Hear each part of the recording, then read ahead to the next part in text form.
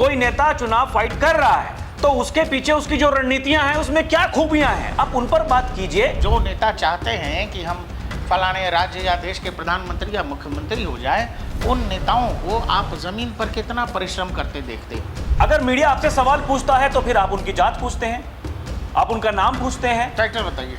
आप विपक्ष में रहते हुए उस मानसिक स्थिति से निकल ही नहीं पा रहे हैं जहां आपको ये लग रहा है कि हमसे बड़ा कौन। बहुत सारे क्षेत्र ऐसे थे जहां समाजवादी पार्टी का कोई झोला पकड़ने को तैयार नहीं था। योगी जी अगर बड़े जहाज से चले गए और इसीलिए उनको हरा देना है तो इसी देश में रह के सब लोग प्राइवेट जेट से घूम रहे हैं। योगी आदित्यनाथ क्योंकि वो संत हैं तो वो सरकारी पैसा नहीं ले सकते हैं, तो एक संत फ्रेंच कट रख सकता है। हाँ, अब लोग ये कह रहे हैं कि जब आपकी सरकार थी तो आप सफाई में नाच गाना करवाते थे, आज अयोध्या में दीपोत्सव मनता है, ये फर्क है। आप बोल किन के लिए रहे हैं? नरेंद्र मोदी और योगी आदित्यनाथ जैसे लोगों के लिए। तो वहां वो आरोप टिकते ही नहीं है। अगर आज उस नुकसान की भरपाई करने के लिए कोई नेता बात कर रहा है तो लोग उसको टारगेट पर ले रहे हैं। हम भारतीयों की डीएनए में एक बात है, हम लोग ना हर बात में थोड़ा थोड़ा नमक ढूंढते हैं। वो जो चटकारा है, वो चटकारा जब तक आता नहीं है लोगों को आनंद आता नहीं है।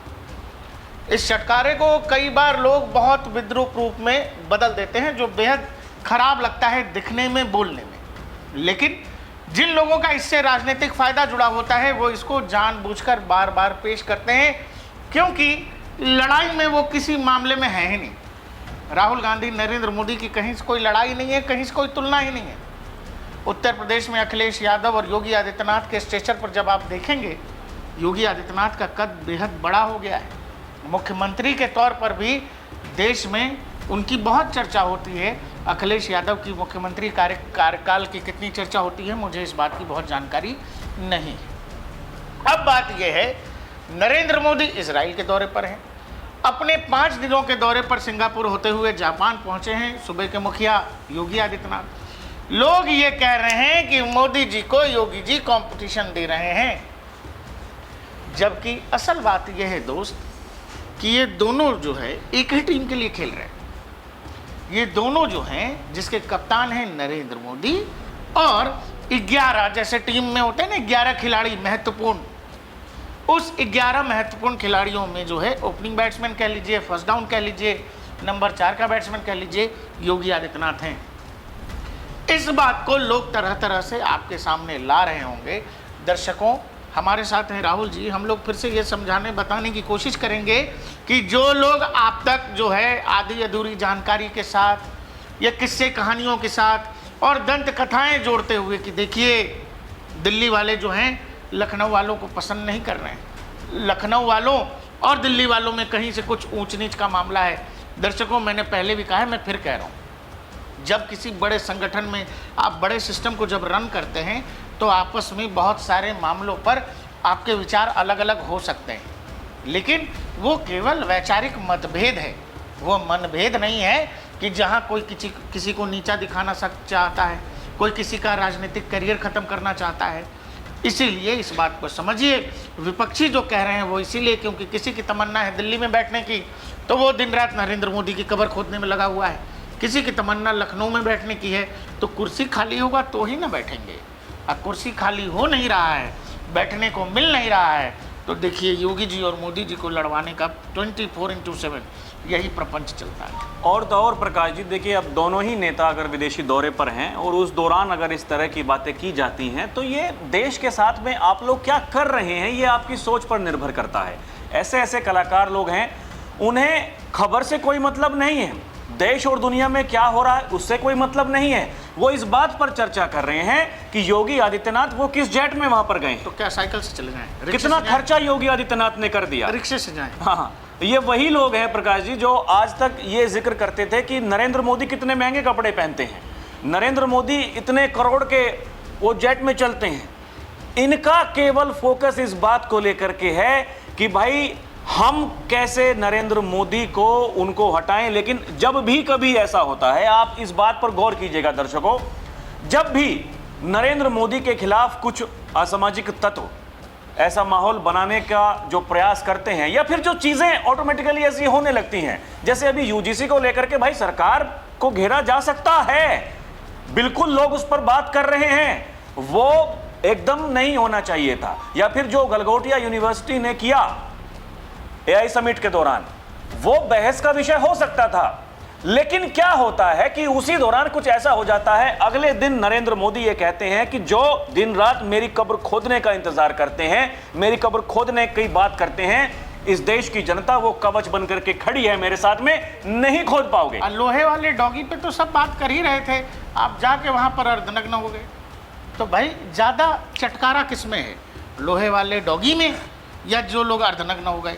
तो लोगों ने कहा नहीं नहीं इनको ही पकड़ो। हाँ, यही कारण था ना। बिल्कुल यही नहीं कारण तो था। राजनीतिक तौर पर आप इतने जागरूक होते तो आप सरकार को घेर लेते। आपके पास बड़ा मुद्दा आता है, आप ऐसे छोड़ देते हो। अभी आपके पास राहुल जी ने कहा कि यूजीसी का इतना बड़ा मामला था, लेकिन अखिलेश यादव कुछ नहीं बोल सके, राहुल गांधी जी कुछ नहीं बोल सके। नरवणे साहब की 3 साल पुरानी वो किताब, जो किताब छपी नहीं, उसका मुद्दा लेकर के आप देश के संसद को बाधित करते हो, फिर कहते हो कि हम चुनाव नहीं जीत पा रहे। राहुल गांधी ने संसद नहीं चलने दी। बजट सत्र के दौरान जो पहला सत्र था बजट का, राहुल गांधी ने संसद नहीं चलने दी। दर्शकों, किस बात के लिए? उस किताब के लिए जिसमें कहा गया कि नरवणे जी ने कुछ ऐसा लिखा है जो कि रक्षा मंत्री और प्रधानमंत्री के खिलाफ है। लेकिन किताब छपी नहीं है। लेकिन किताब छपी नहीं है। एक मीडिया संस्थान जब उनका इंटरव्यू करता है, वो जब उनसे सवाल पूछते हैं कि जी राहुल गांधी ये कह रहे हैं, तो जो हमारे पूर्व जनरल हैं वो कहते हैं कि किसी के कहने से कुछ भी हो जाएगा, ऐसा होता है क्या? और जब देश के ऊपर आप बात कर रहे हो, जब हमसे ये सवाल आप पूछते हो कि कितनी जमीन वो चीनियों ने कब्जाई है, तो ये सवाल आप चीनियों से पूछो कि उन्होंने कितनी जमीन कब्जाई है। लेकिन राहुल गांधी, देश के नेता विपक्ष, लीडर ऑफ द अपोजिशन, वो कुछ बोलने को तैयार नहीं है। वो नरवणे का मुद्दा ऐसा गायब हो गया जैसे पहले जो वोट चोरी का मुद्दा था, जिसको राहुल गांधी ये कह रहे थे ये सबसे बड़ी खबर है, ब्रेकिंग न्यूज है, क्योंकि मैं कह रहा हूं इसी को चलाओ। लोअर ब्रेकिंग, अपर ब्रेकिंग, टिकर में सब यही चलाओ। अब राहुल गांधी क्या कह रहे हैं, क्योंकि एप्स्टीन फाइल में भैया मोदी का नाम है, उनके मंत्री का नाम है, इसलिए अमेरिका से ट्रेड डील कर ली, किसानों के साथ में समझौता कर दिया और ये देश को बेचने के लिए, किसान को बेच दिया। हाँ, देश को बेचने के लिए ही काम कर रहे हैं। एक तो देखिए ये केंद्र का मामला है जहां राहुल गांधी, उनकी टीम वो लगातार प्रयास कर रही है कुछ ना कुछ ऐसा करके भैया मोदी पर कुछ तो ऐसा चस्पा कर दो कि उसकी छवि को धूमिल करो और फिर उनकी जगह हमें मौका मिले। तो ये कहा देश के प्रधानमंत्री ने कि तुम्हें प्रधानमंत्री बनना है, लेकिन प्रधानमंत्री बनने का वो विकल्प नहीं है कि कुर्सी पर हमला कर दो, कि कुर्सी पर हमला कर दो। महिला सांसदों से, महिला सांसदों को आगे करके आप उनके पीछे रह करके जो षड्यंत्र कर रहे हो वो पूरी दुनिया ने देख लिया। ठीक ऐसी ही एक लॉबी है, वो यहां उत्तर प्रदेश में है, जिनके ऊपर पहचान का संकट है और नहीं है तो कुछ दिनों में होने वाला है। ये बात तो खुद अखिलेश यादव कह चुके हैं। वो सब तरह तरह का प्रकरण करते रहते एकदम। अब उनके पास में जिक्र करने के लिए कुछ और नहीं है, तो वो लोग क्या कर रहे हैं दर्शकों, वो इस बात पर जिक्र कर रहे हैं क्योंकि लोग ये कहते हैं कि भैया 1000 रुपए के कपड़े पहनते हैं योगी आदित्यनाथ, तो योगी आदित्यनाथ जिस जेट में गए हैं वो क्यों गए इतने महंगे जेट में? अच्छा, तो लोग इस पर चर्चा कर रहे हैं। और ये लोग आज तक ये नहीं बता पाए कि लालू यादव के बेटे अगर बर्थडे मना ले रहे हैं आसमान में प्राइवेट जेट में, हाँ, तो ये बहुत सुंदर चीज है। जबकि वो उत्तर प्रदेश के लिए निवेश लेने के लिए इसी उत्तर प्रदेश में एक मुख्यमंत्री ऐसी थी जिनका सैंडल लाने के लिए कहाँ चला जाता था, सैंडल लाने के लिए प्लेन भेज दिया जाता था। इस पर कभी आपने देखा है कोई चर्चा करते? क्यों? क्योंकि वो दलित उद्धारक हैं, वो दलित नेता हैं, दलित चिंतक हैं। इस पर बात मत करिए। एक मुख्यमंत्री जो विदेश दौरे पर गया है अपने राज्य के हित के लिए, वो लाएगा इन्वेस्टमेंट अपने यहाँ, तो आप क्या चाह रहे थे? पनिया जहाज से भेज देते, कागज वाली नाव में भेज देते, साइकिल से भेज देते, रिक्शे से भेज देते, कैसे भेज और देते? सबसे बड़ी बात योगी आदित्यनाथ है। नरेंद्र मोदी के बाद में इस देश में जिस नेता की सबसे ज्यादा डिमांड है योगी आदित्यनाथ हैं। वो चुनावी सभाओं को आप ले लीजिए। जो लोग ये प्लेन कर रहे हैं, बहुत अगर इतना ही फर्क पड़ता। एक और भी तो बात है, एक बात तो बताइए, क्या उसकी कोई सिक्योरिटी प्रोटोकॉल नहीं है? नहीं, और इतना ही अगर योगी जी को फर्क पड़ता इन सब चीज़ों से कि जहाज, गाड़ी। अखिलेश यादव के टेन्योर में जो मुख्यमंत्री के तौर पर मर्सिडीज खरीदी गई थी उत्तर प्रदेश के सीएम के लिए, योगी आदित्यनाथ आज भी उसी गाड़ी में चलते हैं। जबकि सीएम जब बने तो इधर से कहा गया कि भाई नई गाड़ी लेते हैं, नया पूरा का पूरा काफिला लेते हैं। सीएम ने कहा क्यों, मुख्यमंत्री की गाड़ी है तो वही पुरानी गाड़ी यूज़ हो रही है। हमने ऐसे ऐसे लोगों को देखा है जो कि डब्बे, माचिस वाले डब्बे चलते थे, बाद में बड़ी से बड़ी गाड़ी आ गई। अरे बर्किंघम की बग्गी बुलाते थे ये जश्न मनाने के लिए। आप तो जहाज, और जो लोग कह रहे हैं अगर ये रहता थॉट प्रोसेस और दूसरा, जब आप देखो जापान या सिंगापुर में कहीं भी जब हैं मुख्यमंत्री, जो सिक्योरिटी प्रोटोकॉल है वो जाएगा कि नहीं जाएगा। दूसरा, देश में जितने भी नेता हैं, नरेंद्र मोदी और अमित शाह के बाद जिस नेता का थ्रेट परसेप्शन सबसे हाई है वो ही योगी आदित्यनाथ। और ऐसे में जब वो विदेश दौरे पर हैं तो उनकी सुरक्षा का ख्याल रखा ही जाना चाहिए मेरे भाई। और ये सब इसीलिए किया गया होगा, वो कोई योगी जी ने नहीं किया होगा कि हमको बहुत भारी जहाज चाहिए। ये सब तो देश के लेवल पर सरकार ने तय की होगी, सुरक्षा एजेंसीज ने तय की होगी कि इस देश में योगी आदित्यनाथ जो हैं नरेंद्र मोदी और अमित शाह के बाद तीसरे सबसे बड़े जनमानस के नेता हैं। जनमानस उनको नेता मान चुका है, जनमानस उनके नाम पर चर्चा बात करता है। अब जो बात हो रही है, जो बात पब्लिक डोमेन में है, जो आदमी उत्तर प्रदेश का मुख्यमंत्री होते हुए पाकिस्तान के टेलीविज़न में जो है बहस का मुद्दा है, आपको क्या लगता है कि उनको कैसे जाना चाहिए?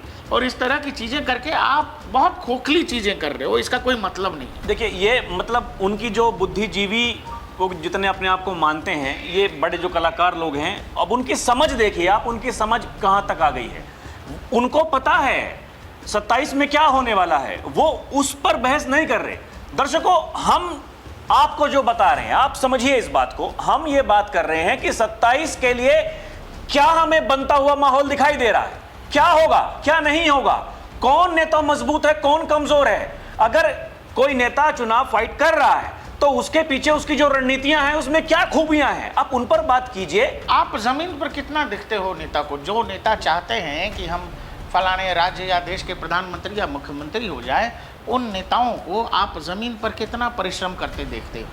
ये हवा हवाई बातें कर देना, सोशल मीडिया पर कुछ बोल देना, लखनऊ में प्रेस कॉन्फ्रेंस कर लेना, अगर यही नेतागिरी है तो फिर चुनाव आप जीतते से रहे। और सबसे बड़ी बात देखिए, कुछ वैसे तो ये लोग ये कहते हैं कि भैया हमें मीडिया में दिखाया नहीं जाता, मीडिया में या तो नरेंद्र मोदी को दिखाते हैं लोग या फिर योगी आदित्यनाथ को दिखाते हैं लोग। ये मैं नहीं कह रहा हूं दर्शकों, अखिलेश यादव जी या फिर कांग्रेस के बड़े नेता राहुल गांधी कांग्रेस के सर्वे सर्वा हैं, लेकिन वो क्या कहते हैं आप देखिए। मीडिया करे तो करे क्या? आप अगर मीडिया आपसे सवाल पूछता है तो फिर आप उनकी जात पूछते हैं, आप उनका नाम पूछते हैं। टाइटल बताइए। हाँ, पहले तो नाम बताइए, फिर अपना सरनेम बताइए। तो ये अगर एक नेता की ये पहचान बन जाए कि अगर उससे हम सवाल पूछेंगे तो वो हमारी जात पूछेगा, उनसे कौन सवाल पूछेगा? और आपको ये जात जानना बड़ा ज़रूरी है। और आपको लगता है कि देश की राजनीति अगर ऐसे चल रही है तो फिर चलाइए, फिर ये पूछना बंद कर दीजिए कि आप चुनाव हार कैसे रहे। हाँ, आप अपने हारने का इंतज़ाम खुद कर रहे हो। एक मुख्यमंत्री है सुबह का, जिसकी दिनचर्या सुबह 4 या 5 बजे से शुरू हो जाती है, 8 बजे तक ANI फीड दे देता है लोगों को 6 बजे तक कि मुख्यमंत्री वहाँ पर जो है जन सुनवाई कर रहे हैं, मुख्यमंत्री गौशाला में गाय को खाना खिला रहे हैं, ये सब होता है। आपकी दिनचर्या की शुरुआत लोगों ने कहा है कि 12 बजे 1 बजे होती है। वो आदमी ऑलरेडी अपने आधे से ज़्यादा दिन का इस्तेमाल कर चुका है, वो ऑलरेडी पूरे देश में राज्य में मैसेज भेज चुका है, राजनीतिक संदेश जा चुके होते हैं। आपको लगता है कि आपके हिसाब से दिन चलेगा, आपके हिसाब से सिस्टम नहीं होता।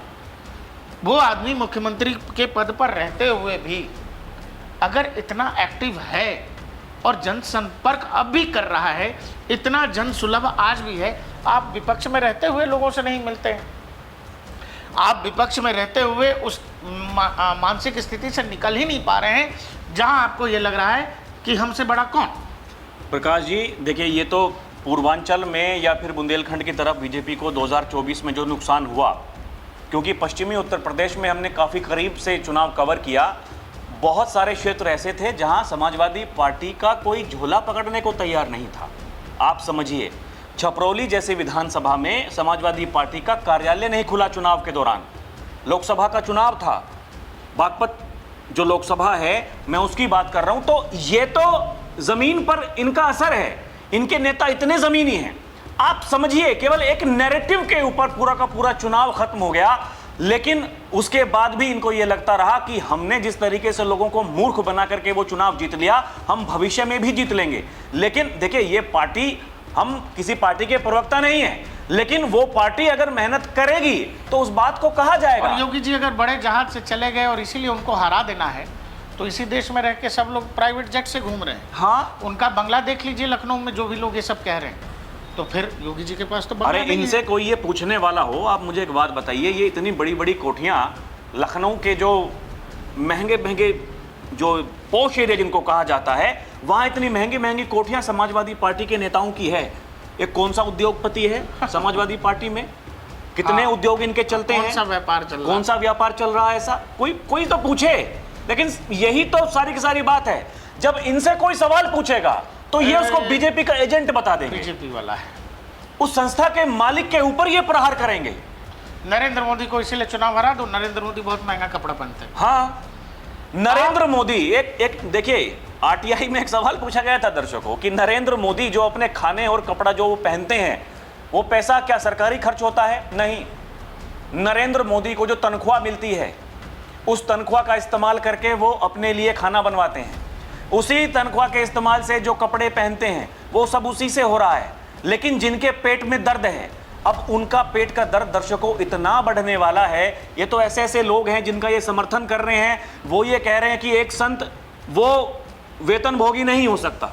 मतलब योगी आदित्यनाथ क्योंकि वो संत हैं तो वो सरकारी पैसा नहीं ले सकते हैं। तो एक संत फ्रेंच कट रख सकता है। हाँ, हाँ, ये अंतर है संतों में। एक संत के उसमें स्विमिंग पूल चल सकता है। हाँ, देखिए, मतलब ये गंभीर विषय है, इतनी बड़ी बड़ी बातें हो रही हैं। इस देश के लोगों को ये जानना चाहिए कि भाई जिन नेताओं के बारे में आप बात कर रहे हैं, उन नेताओं पर अगर कोई आरोप लग रहे हैं, वो आरोप लगाने वाले जो कलाकार लोग हैं, एक और चीज, उनका इतिहास क्या है? राहुल जी, एक और चीज है, ये लोग जो आज तक मतलब जमीन पर नहीं जा रहे हैं, या इनको जो चीज समझ में नहीं आ रही है, हमने आमतौर पर क्या देखा है, या आम जनमानस के प्रति जो है नेताओं को लेकर क्या है मन भर में कि नेता है चोर है, भ्रष्टाचारी है, नेता तो भ्रष्ट ही होते हैं। कोई भी सरकार और लीडर जो है 10 साल 15 साल सरकार में रह जाए और उस सरकार पर एक भ्रष्टाचार का आरोप न लगे, और आरोप लगे तो वो आरोप टिके नहीं, क्योंकि जनता ये मान चुकी है कि ये भ्रष्ट नहीं हो सकते। कोशिश आपने बहुत बार कर ली, राफेल से लेकर नोटबंदी से लेकर जीएसटी से लेकर तरह तरह की चीज़ें आपने कर ली। अब तो सेना पर भी 50 तरीके से करके वो कर रहे हैं। लेकिन आपकी बात क्या जनता मान रही है? क्योंकि जनता ये मान कर ये चल रही है कि भाई ये व्यक्ति करेगा किसके लिए, ये ऐसा कर ही नहीं सकता। इस लेवल का जब किसी नेता की छवि किस जनता के मन में है, और आप कौन हैं, आपका पूरा इतिहास इस तरह की चीज़ों से भरा हुआ है, तो लोगों को ये भी लगता है कि ये कैसे बोल सकते हैं। और दूसरा, आप बोल किन के लिए रहे हैं? नरेंद्र मोदी और योगी आदित्यनाथ जैसे लोगों के लिए।